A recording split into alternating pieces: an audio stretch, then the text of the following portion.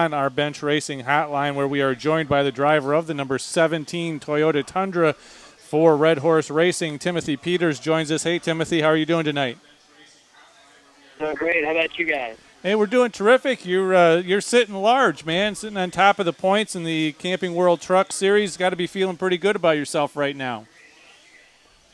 Hey, we're feeling really good. We've had a great couple of weeks with the win and finishing third at Chicago this past Saturday. So it's just very happy with the way our season went this year. We've been very consistent, and a lot of that goes to the guys on the horse racing team. They work hard week in and week out to give you the Tundras that they do, and so we keep going on this momentum right here and get another win before the year's out. Is that kind of the difference this year, the consistency that you've had maybe over years in the past, is that you can you come to the racetrack, you know what you've got, and you know what you can get out of the trucks each week?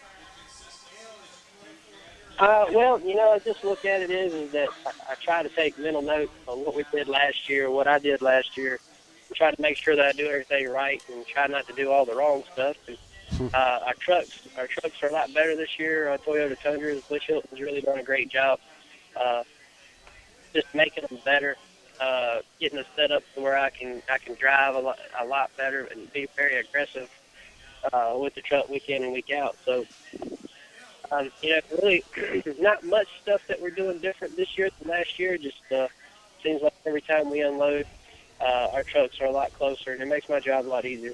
We're talking with Timothy Peters. And, Timothy, the other thing is, and I ask a lot of guys this who are truck drivers, it seems really tough to get into a rhythm early on in the season because the schedule is so kind of herky-jerky. You race, and you sit for a couple of 3 weeks, then you race and sit for a couple of 3 weeks.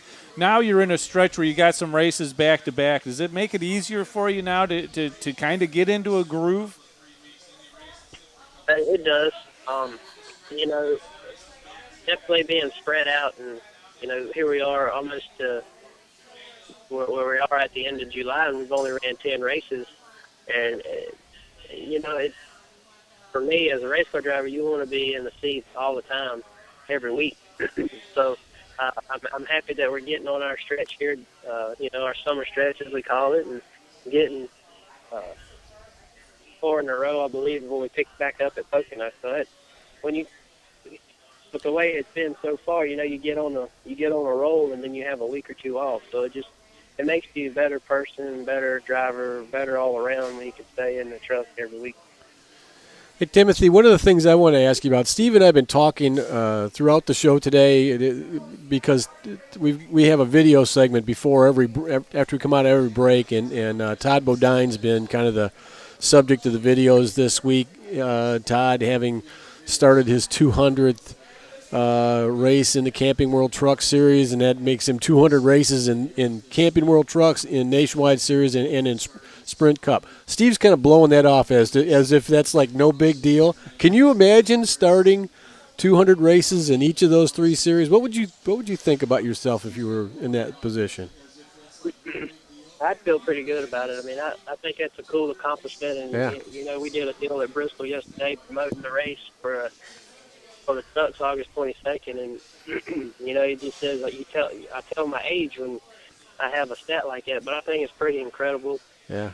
I told him, I said, man, that don't mean you're over. I said, that means you're good, and hopefully one day I can have me a credential like that, because that is pretty impressive to have over 200 starts in all 3 series, and that means that which Todd and I are great friends, and he's a great person. That just means that, he's not only can he drive a race vehicle, but he's a good person, and he's great to be around. Yep.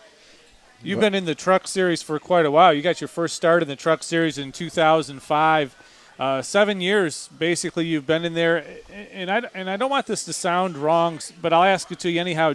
Are you ever afraid that you will get branded as a truck driver and guys won't look at you to move up to the next level? Not really. I still consider myself young. If opportunity presents itself, then obviously I'm human. I'm going to look at it. But, I like driving in the NASCAR Camping World Truck Series. I got a great relationship with my team owners. able to win races. And, if the opportunity is, able for me to stay at Red Horse Racing and that's where I finish my career out, then that's fine with me. It's more to me about relationships that I have with the owner and the employees and able to win races and for championships than just collecting a paycheck saying I race in a different series. So it doesn't bother me. As the season progresses in front of you, are there places that you're going for the rest of the season that you feel really comfortable at, more comfortable than others? Well, if I had to step back and look at it, I always loved Martinsville. That's where I got my first win at. I've had a lot of success there, not only in the truck but in my stock car when I've raced back in the past. So, looking forward to going back to Iowa. I really like those places. With the way we ran at Chicago this past weekend, we're getting closer on our mile-and-a-half program, and I'll be honest with you, I really like Atlanta, and I can't wait to get back there and try at that mile-and-a-half what we learned this past weekend at Chicago. So, there isn't a track that I don't like, I guess you could say, because I'm able to live my dream job, and anytime that you're at the racetrack, it's a pretty good day. You talk about Iowa, you talk about Martinsville, two small tracks, and then you like a couple of tracks that are the mile-and-a-halves as well. It just seems like the truck series is so well suited to the shorter tracks, to the half miles, to the Iowas of the world, because the racing that you guys put on there is just so conducive to that style of truck. And we've always talked about the fact that we wish that they hadn't gone to the more longer tracks that some of these guys are running, because it's so nice when you get those trucks on those short tracks. It's some of the greatest racing we see all weekend. Well, I agree with what you're saying. I'd like to see more short tracks on the schedule because, this is the entry level for up-and-comer of the 3 series. But, with the way it is now, that there aren't many short tracks that you can debut at to help you get approved to go to the next size of racetrack. Right. And I definitely understand, the mile-and-a-half stuff. You in front of the Cup cars and the Nationwide cars, and you in front of the people. But, the short track program is definitely pretty cool because it doesn't matter if you're short track, mile-and-a-half, or super speedway. These trucks don't mind. We don't mind bumper tagging people, door slamming people. We put on a great show for the crowd, and you get back to your roots when you go to the short track. So there's been a lot of talk about adding a couple more, and I can't wait for the schedule to come out to see what those venues are. Are those trucks as hard to handle as it appears? As we sit there and watch from the grandstand or the press box or from TV, it looks like those things are a handful for you guys most of the time. Is that a true statement? It is. To a degree. You get on mile-and-a-half racetracks and you get on the two in the super speedway racetrack, and you get 3 wide, for 75% of the race.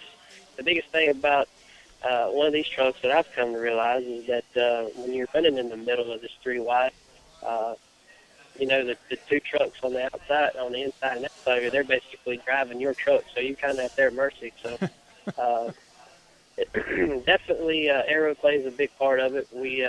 These trucks punch a big hole in the air and create a lot of downforce, have a lot of drag, and they have a lot of side force. And we go to some of these places that we're wide open all the time.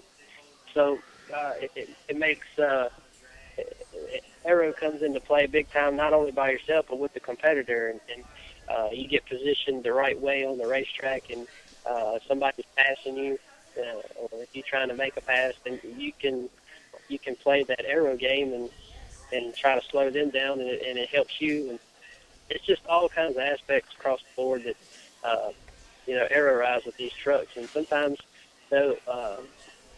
it's purposely done, and sometimes it's just pure luck that we don't wreck.